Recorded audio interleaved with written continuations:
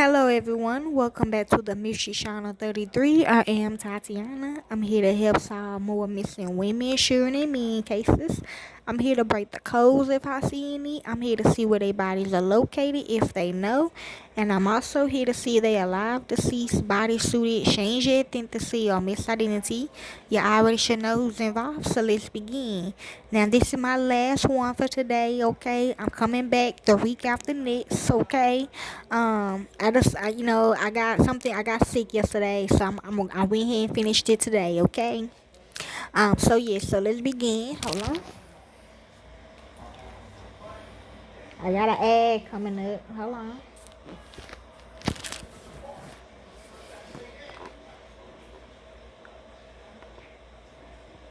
Let me try this again. Okay.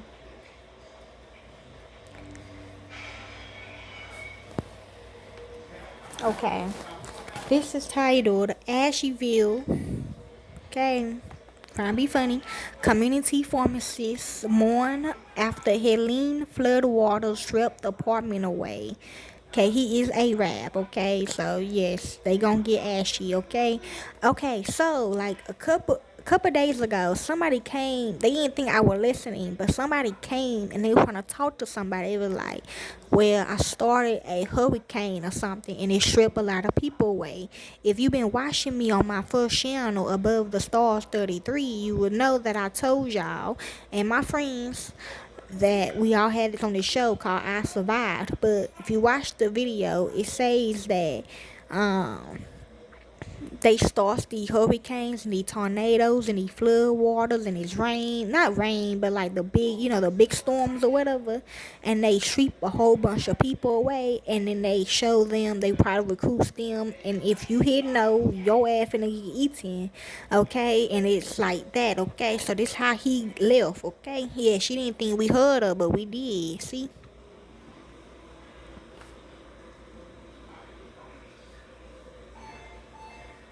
okay. Okay, the real family said that is not his home. For several days after flood waters from Tropical Storm Helena receded, Zubia Shakif walked Moffett Bridge Road and scored online, talking to anyone who could help her piece together what happened on September the 27th and where her husband might be. So this happened last year. I remember this. Remember y'all? I had it on my live with me and the storm catchers. We was trying to catch the tornado.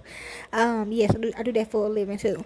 Hi Zuby, it's Omar. My unit is completely submerged under the river. Omar Khan, a longtime community pharmacist in Asheville, tested Shafiq from an unknown number at 9:47 a.m. that day. I'm hearing you flinched. Okay, that's normal, Omar. It was 4 hours before the Swananova River would reach a historical peak at 26 feet. Yeah, I never heard of this either. Okay. So that's I'm hearing that is his car, his truck, Hummer. Okay. So she probably lived there. Con 44, the trafficker or something, whoever started it. Con 44 told his wife he was in the second floor unit of Riverview Apartments with his upstairs neighbor, Samawa Zubi. Some regard marijuana. So he probably prescribed somebody marijuana, okay? I mean, that's normal if you got a prescription for it. I hope it's not my friend. No, okay, it's not him. He wrote that he was okay, but he was stuck there. That his stuff was gone and he didn't have his cell phone.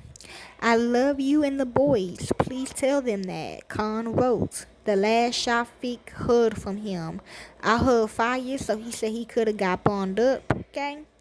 This is the one woman, okay, but she said that was her other worker, okay.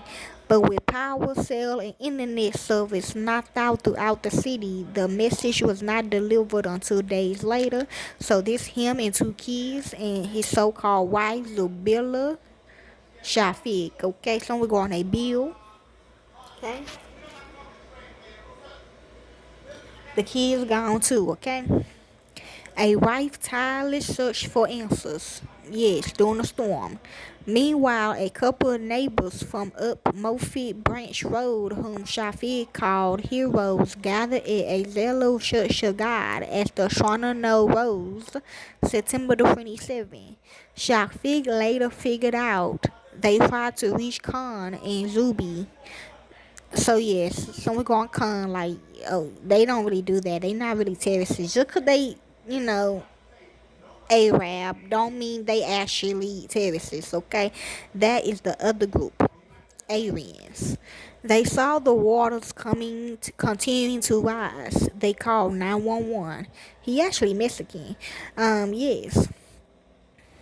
By the time first responders arrived, the building completely shifted off its foundation. Shafiq said, "No, we're not. Oh, never mind." Losing a rescue boat, the first responders went inside the building, which had fallen on its side near the riverbed. Shafiq was told, but no one was there. Over the next 4 days, Shafiq spoke with some going to Squid. I've been thinking about Squid's lady too. Spoke with numerous neighbors, called 20 different hospitals, and contacted 15 different agencies that could possibly help with search efforts. She told the Citizen Times, October the 17th. Okay? Which each day that passed, it was her project to figure out what else they could do to find her husband and the father of her two young boys. Every day I told the kids, we are looking for daddy and we are praying, Shafiq said. Okay? Lost cats as well. Okay? So it could be the boys. I'm hearing yes. On the 12th day, she got a call from a detective with the Asheville Police Department who asked if there was a quiet place they could talk. Yes, the village I didn't know I had. On October the 8th, day number 11, a search and rescue crew with a cadaver dog, so a deceased dog, searched the area of Moffett Branch Road late at night and they got hit, the detective told Shafiq the next day. It was too late to safely retrieve the person under the piles of debris and trees, so the crew marked the spot. A visiting officer from an agency outside of Asheville sat there through the night. So these two little boys was actually his patients. He a pharmacist, okay? So let me go on some medicine. I guess they thought he was giving the kids the medicine, but I'm hearing it's not for the kids, okay? It's not. They ain't got nothing to do with that. The whole family ain't got nothing to do with that. They're probably like another customer he had before or after them. Yeah, real talk, like literally. Keeping watch over the person later identified as Khan. When they told me that, I just cried, Shafiq said. It means a lot that he wasn't alone, okay? Them again. It looked like a dentist office. Okay.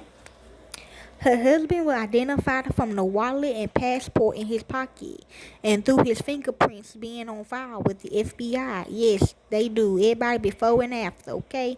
They in the middle, okay? With the FBI after a 2-year immigration process that brought him to be with his wife in the United States from Canada in 2013. So seats, they could have been the seats. Now these could have been the seats, okay? So either between the first or behind them, okay? It could take days too, you know. As a pharmacist in Asheville, since he moved here over 10 years ago, Khan went above and beyond to help others, sometimes driving out at 3 a.m. to get medication to those who desperately needed it, his wife said. Okay, here's another house. Okay, yes, they don't. Yeah, we see. I be trying to have different races on my pages because they really don't think we care for Arabs. Ara- yes, Arabs, but we do. Okay, I do. Um, I have a friend that's a Arab, and you know I be trying to clear her lineage as well. Like I told y'all, I mean you might not know these people, but it's still your lineage. If you this color, if you this race, they still your family type shit, and it can destroy all of y'all as a whole. Okay, so I do be trying to put different races in to clear whatever the hell y'all have on y'all. Okay, at that time. Okay. He had a sort of open, curious spirit, almost like a curious child. He was totally unafraid to ask questions, Shafik said. And that's normal, okay? A lot of kids, they like, I don't know, like, it's like, uh, due to trauma and Fendemia's loss, Shafik said she found solace in Khan's compassion and helpful nature being reflected in strangers. It's like they mature, y'all. That's the better word for it. Like they mature, like off the bat, like right there. From the first responder who stayed by her husband's side to the workers at Ray's funeral home, doing the best they could to give Khan a traditional Muslim burial. My bad, Muslim, yes. Well, all colors can be Muslims, okay? Actually, black people started being a Muslim though. And to the people who donated clothes and toys for her children, it's the village she never knew she had, Shakfig said. Everyone in Western North Carolina is grieving at some level and is traumatized at some level. But despite that, humanity has risen. See, that's what Farrakhan was trying to do. See, really, black people did start being a Muslim, okay? Yeah, that's the Muslims, okay? They got all colors. But Farrakhan, he was really trying to portray the Arabs to go to that. Because he feel like, he kind of do sound like y'all will represent being a Muslim. So he was trying to, portray Mother Teresa, she with the Most High. I ain't gonna cap to y'all. Like, so, yeah, okay? Riley Ober, the public safety reporter for Asheville Citizen Times, part of the U.S. Today network. She is a graduate of Indiana University and was the Citizen Times summer news reporting intern in 2022. Email her. Okay, so yeah, that's all the information they have of her and them. If you like to help with this case, you can. I don't do it for the fame or the money. I do it because it's what I love to do. And to the real families of the victims, corporate America will set you up. Thank you, peace, and be safe. Yes.